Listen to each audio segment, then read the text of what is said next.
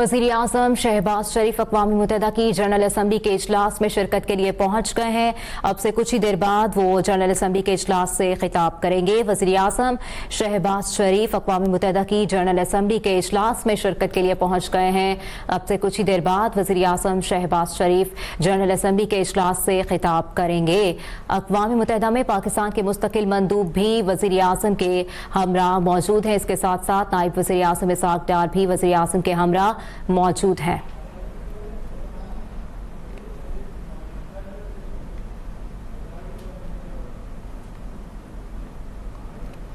General assembly کے اجلاس میں وہ اراکین جو اسرائیلی وزیر اعظم کے خطاب کے دوران اجلاس سے بائیکاٹ کر کے چلے گئے تھے، اب وزیر اعظم شہباز شریف کے خطاب سے قبل وہ اراکین اجلاس میں واپس آ گئے ہیں۔ وزیر اعظم شہباز شریف موجود ہیں اقوام متحدہ کی جنرل اسمبلی کے اجلاس میں۔ اب سے کچھ ہی دیر بعد وزیر اعظم شہباز شریف اقوام متحدہ کی جنرل اسمبلی کے اجلاس سے خطاب کریں گے۔ وزیر اعظم شہباز شریف کے ہمراہ نائب وزیر اعظم اسحاق ڈار بھی موجود ہیں۔ اس کے ساتھ ساتھ اقوام متحدہ میں پاکستان کے مستقل مندوب عاصم افتخار بھی وزیر اعظم شہباز شریف کے ہمراہ موجود ہیں۔ وزیر اعظم شہباز شریف اقوام متحدہ کی جنرل اسمبلی کے اجلاس میں موجود ہیں، جہاں وہ اب سے کچھ ہی دیر بعد خطاب بھی کریں گے۔ اس سے قبل اسرائیلی وزیر اعظم نیتن یاہو کے خطاب کے دوران اراکین بائیکاٹ کر کے چلے گئے تھے۔ اب وزیر اعظم شہباز شریف کے خطاب سے قبل وہ اراکین اس اجلاس میں واپس آ گئے ہیں۔ وزیر اعظم شہباز شریف اقوام متحدہ کی جنرل اسمبلی سے خطاب کے لیے پہنچ گئے ہیں، جہاں وہ اب سے کچھ ہی دیر بعد خطاب کریں گے۔ وزیر اعظم شہباز شریف اقوام متحدہ کی جنرل اسمبلی کے اجلاس میں اس وقت پہنچ چکے ہیں اور وزیر اعظم شہباز شریف خطاب کرنے جا رہے ہیں۔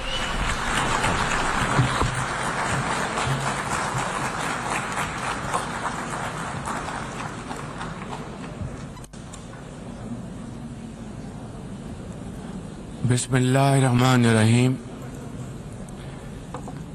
لیس البر ان تولوا وجوہکم قبل المشرق والمغرب ولكن البر من آمن بالله واليوم الآخر والملائكة والكتاب والنبيين وآتى المال على حبه ذوي القربى واليتامى والمساكين وابن السبيل والسائلين في الرقاب وأقام الصلاة وآتى الزكاة والمؤفون بعهدهم إذا عاهدوا والصابرين في البأساء والضراء وحين البأس أولئك الذين صدقوا وأولئك المنفقون۔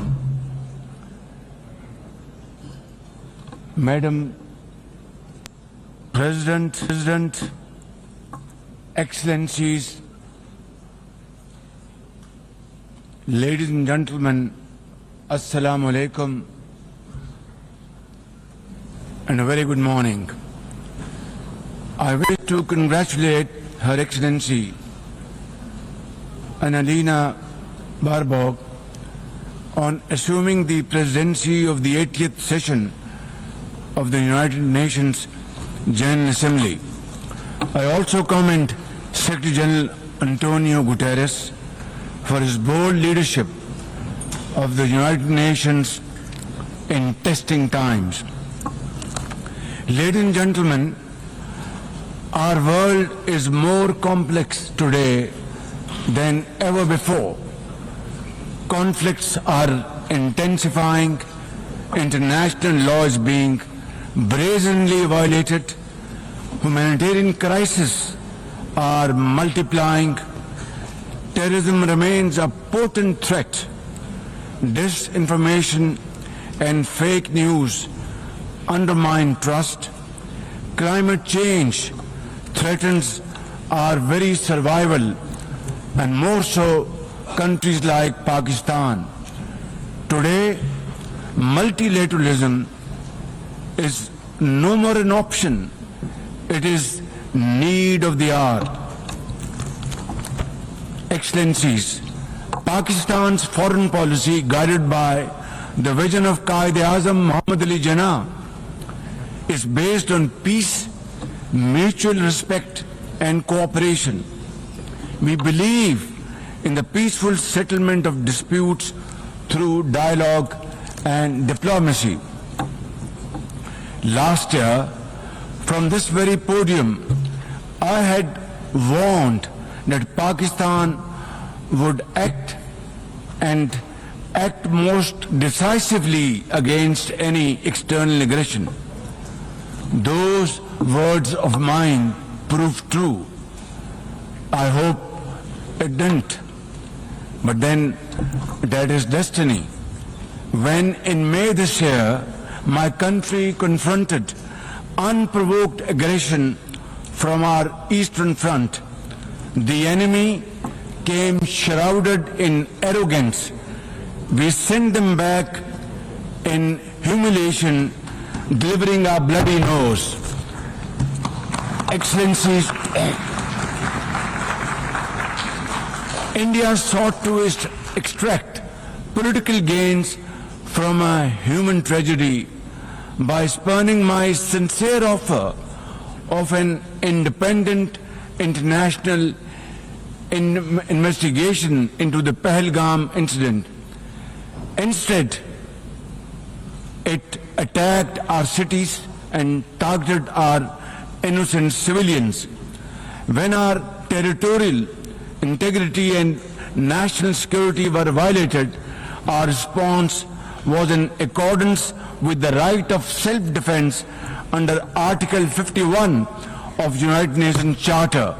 Our valiant armed forces, under the stellar leadership of Field Marshal Syed Asim Munir, mounted an operation of stunning professionalism, bravery and acumen. Repulsing the enemy's attack under Air Chief Marshal Zahir Babar Sidhu, our falcons took flight and etched their answer across the skies, resulting in 7 of the Indian jets turned to scrap and dust. A decisive response.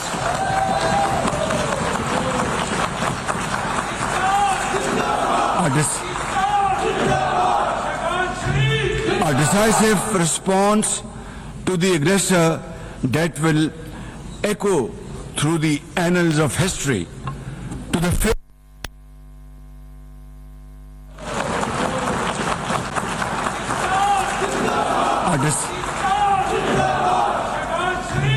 a decisive response to the aggressor that will echo through the annals of history.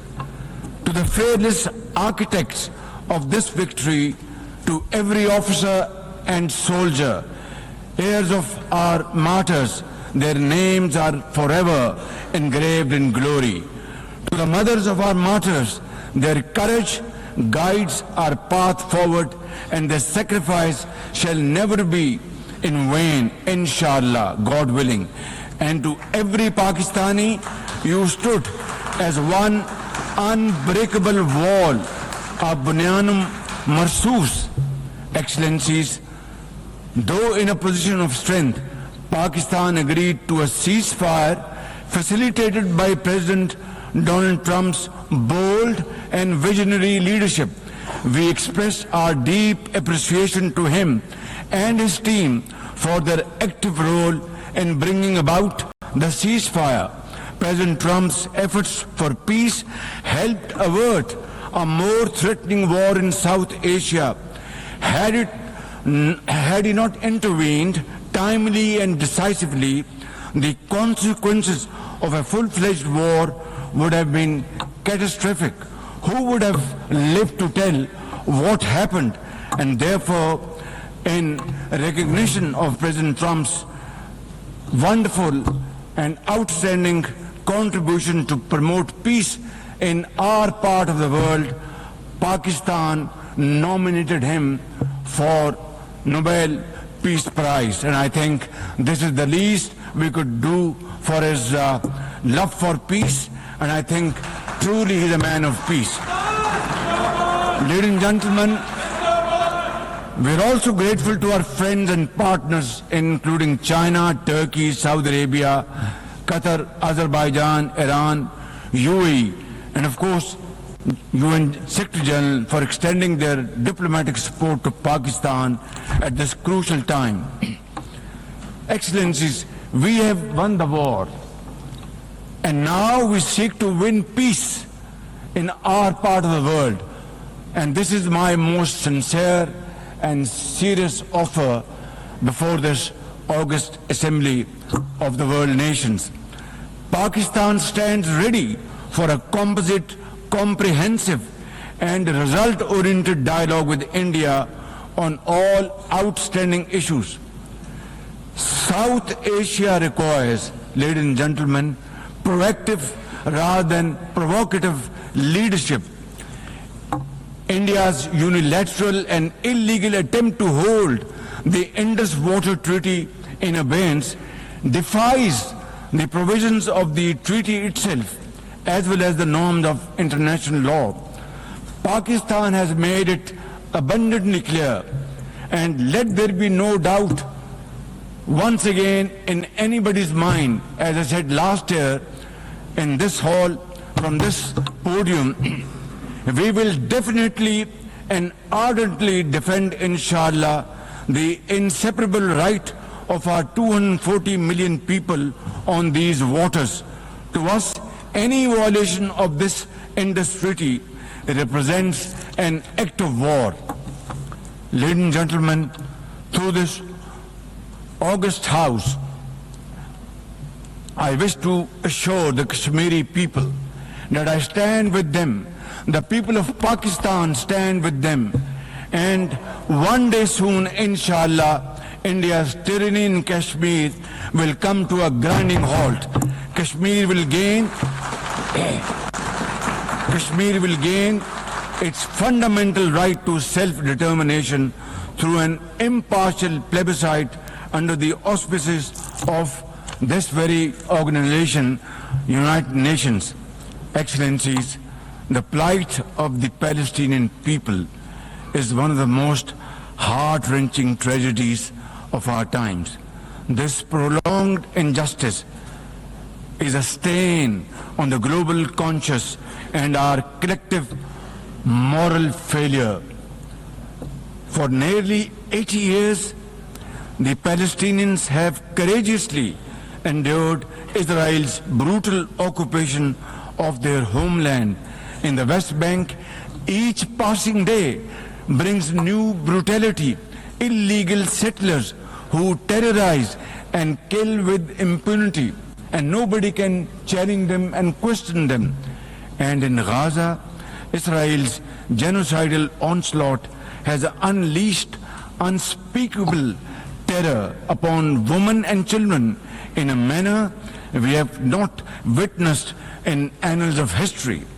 In blind pursuit of its nefarious goals, the Israeli leadership has unleashed a shameful campaign against the innocent Palestinians, which history will always remember as one of its darkest chapters.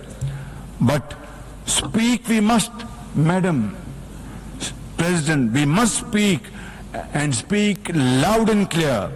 Our words are too little, too late for Hind Rajab, a child, nay, a little baby. We have all heard her trembling voice on that phone call, which little Hind made as she struggled to stay alive under Israeli onslaught and atrocities. Can you imagine that little girl, Hind Rajab, as if she was our daughter? Can you imagine not having the compassion to spare her life? My agony and the agony of the entire Muslim Ummah, indeed I think the agony of all the nations on the planet, is that we failed Hind Rajab, and she will not forgive us in this world and the world hereafter. As they say, ladies and gentlemen, the smallest coffins are the heaviest to carry. I, for one, would know, for I too carried the tiny coffin of a 7-year-old Irtaza Abbas during the recent confrontation with India. He was only 6 years old. Therefore, we cannot and we must not fail these children of Gaza or any child anywhere in the world. We must find a path to a ceasefire now and just now. Pakistan firmly supports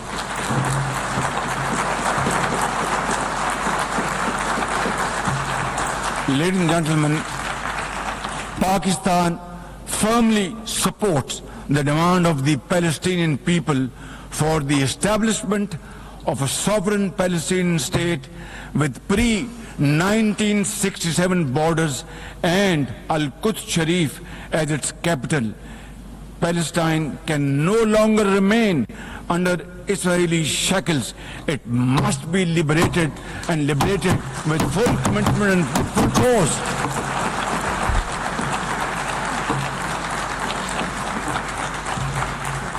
Excellencies, as far as Pakistan is concerned, we were among the first to recognize Palestinian statehood in 1988. And now we welcome the recognition of the state of Palestine by a number of countries recently around the globe and urge others to also follow suit because time and tide wait for none.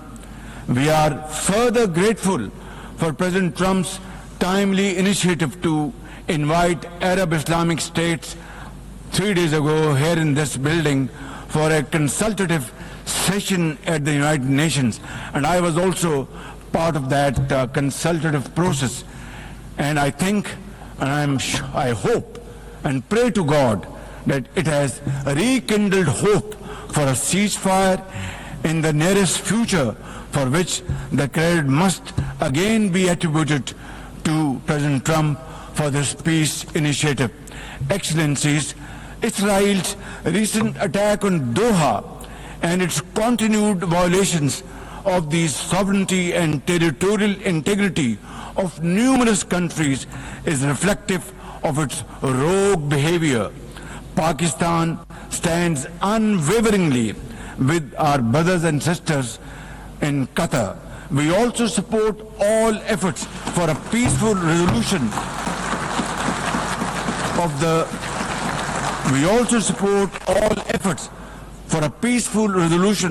of the Ukraine conflict in line with the UN Charter to end human sufferings and global turmoil caused by this protracted war.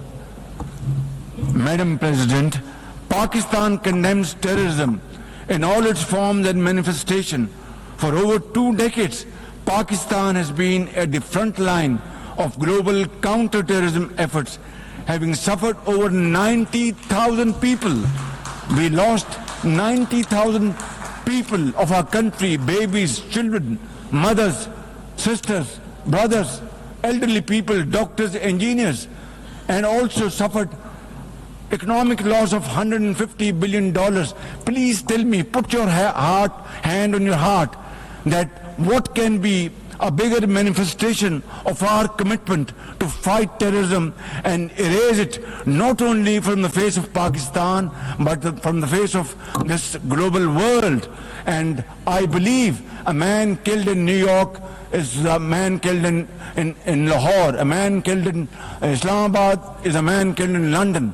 It's a global village. So I think unless and until terrorism is defeated hands down, this world will not be a peaceful place to live. And for that, Pakistan's sacrifices are probably the biggest around the globe. It must be respected and appreciated because we are a bulwark. Had these terrorists not been encountered by us, they would have been roaming on the streets of New York and London and God knows Far East. So I think this is our humble contribution, not only for the people of Pakistan, but the people all over the world.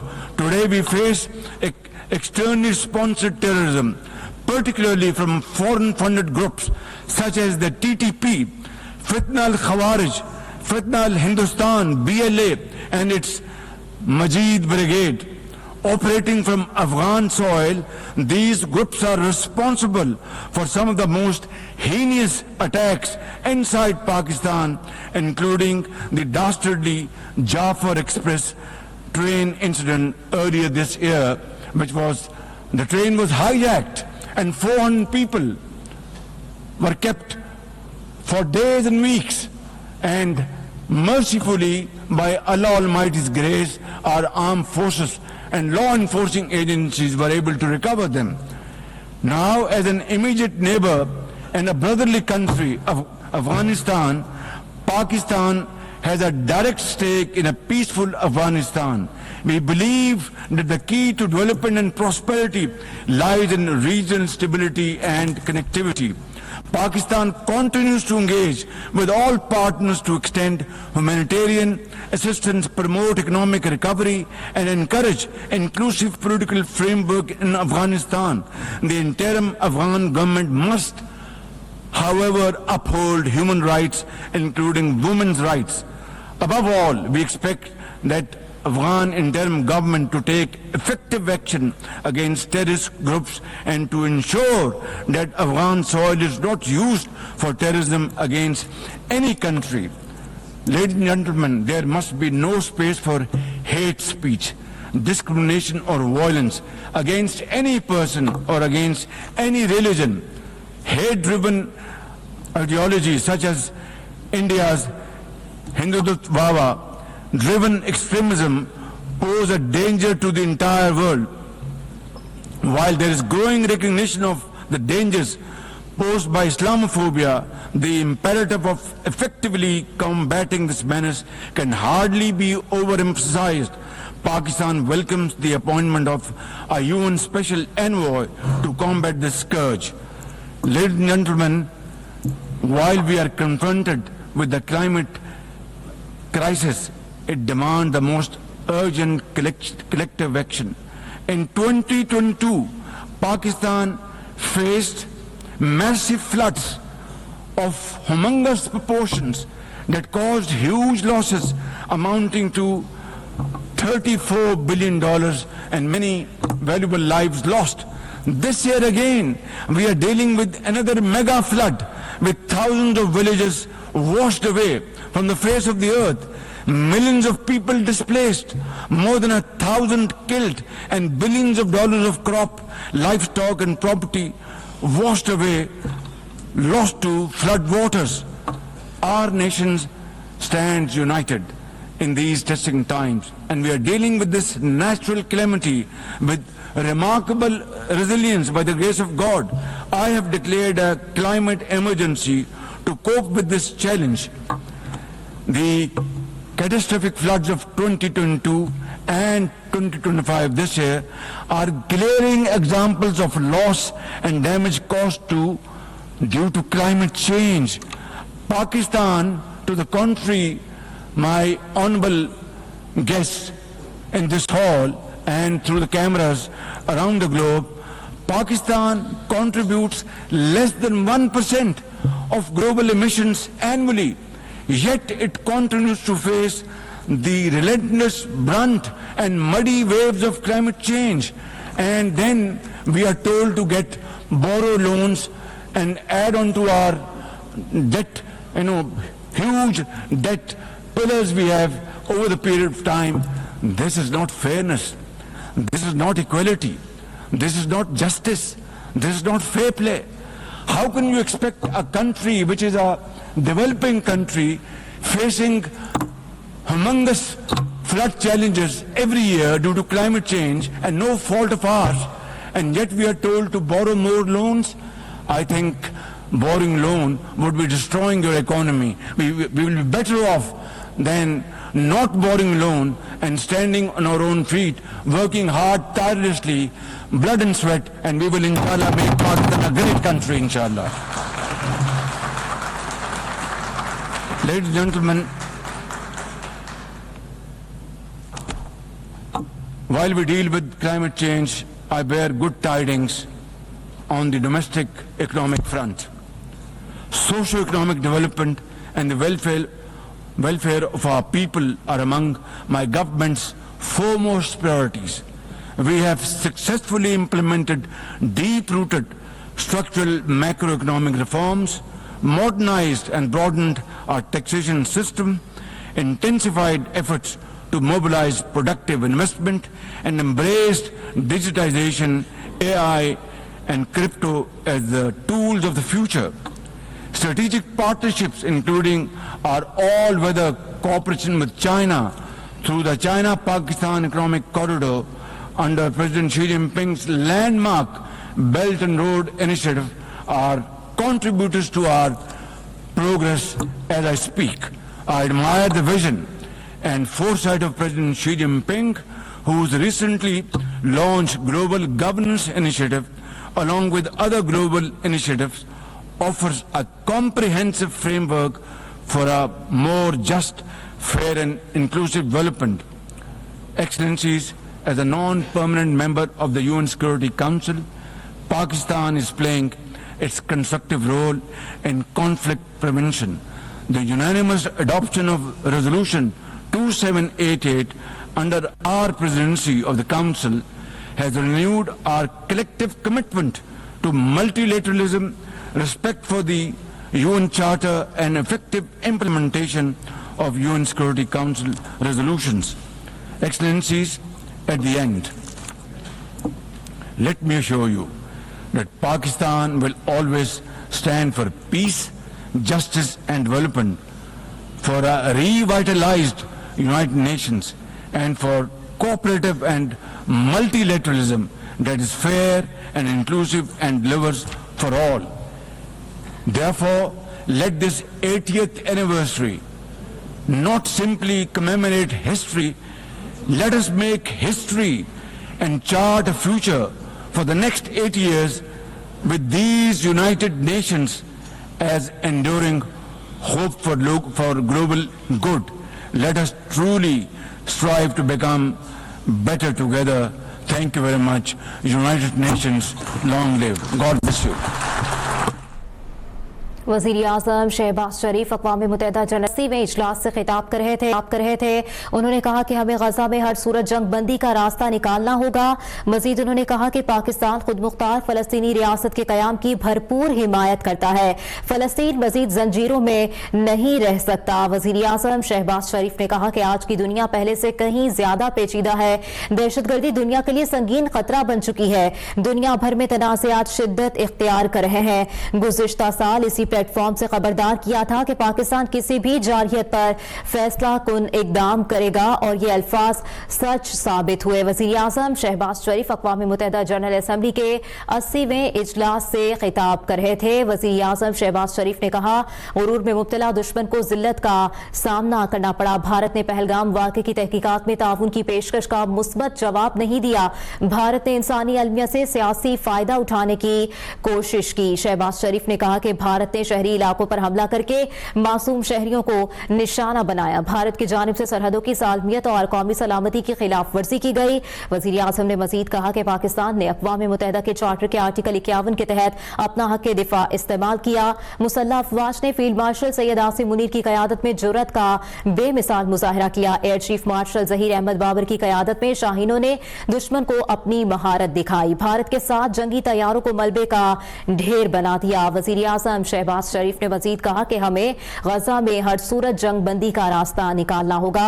Pakistan खुद मुख्तार फ़लस्तीनी रियासत के क़याम की भरपूर हिमायत करता है। फ़लस्तीन मजीद जंजीरों में नहीं रह सकता। वज़ीर-ए-आज़म शहबाज शरीफ अक़वाम मुत्तहिदा की जनरल असम्बली के इजलास से खिताब कर रहे थे और अपने खिताब में उन्होंने कहा कि हमारे शोहदा की कुर्बानियां कभी रायगा नहीं जाएंगी। भारत के खिलाफ हर पाकिस्तानी सीसा पलाई दीवार की तरह खड़ा है। वज़ीर-ए-आज़म शहबाज शरीफ ने कहा, ताकत में बढ़तरी के बावजूद पाकिस्तान ने जंगबंदी पर आमादगी जाहिर की। जंगबंदी सदर ट्रंप की बसीरत अफरोज क़यादत की बदौलत ही मुमकिन हुई। जनूबी एशिया में तबाहकुन जंग रोकने में फाल किरदार पर सदर ट्रंप और उनकी टीम के मशकूर हैं। सदर ट्रंप बर वक्त और फैसला कुन मुदाखलत ना करते तो नताइज हौलनाक हो सकते थे।